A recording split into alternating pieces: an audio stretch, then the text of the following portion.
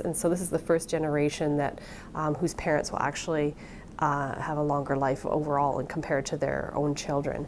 Heather Thomas is a busy mom and public health dietitian at Middlesex London Health Unit. We're seeing rates of type 2 diabetes, which used to be called adult onset diabetes, occurring in children. We're also seeing some other risk factors like increased risk for cardiovascular disease, even higher blood pressure in children and youth. She has 2 sons, both very different, but the rules of the house are the same, based around the importance of engaging them in physical activity. My older one is a bit more of a bookworm, but if I sort of weave in to his day what some responsibilities are that include some physical activity, then he's more apt to do it.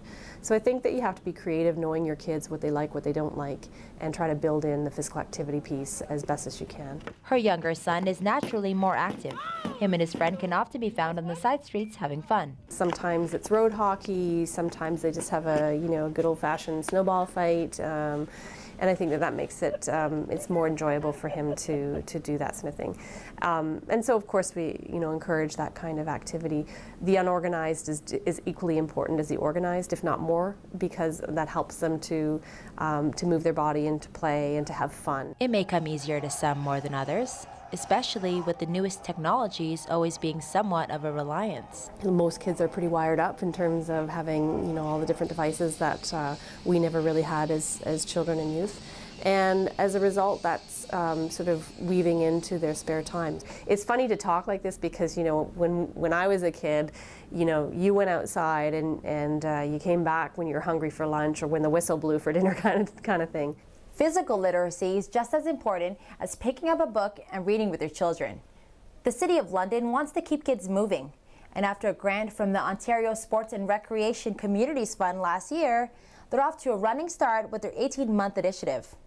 First activity on the list, a mini Pan Am Games, organized by the community coordinator here at the Carling Thames Family Center. We're looking at placement for 140 children at this point. We will be running another Pan Am Games for children who didn't get into this first one, but even those children who didn't get into this first one will be offered clinics after our events in April, May, and June, where they will be able to take up more skills with respect to different sports. At both the upcoming mini Pan Am Games in March and the clinics afterwards, children will be able to take part in activities such as volleyball, baseball, soccer, and basketball. The new action plan wants to focus on 4 pillars: speed, agility, balance, and coordination. Both Heather and Claudette remind everyone, one of the most important ways to promote physicality with your children is to be an active adult and role model. For Fanshawe TV, I'm Heather Centerin.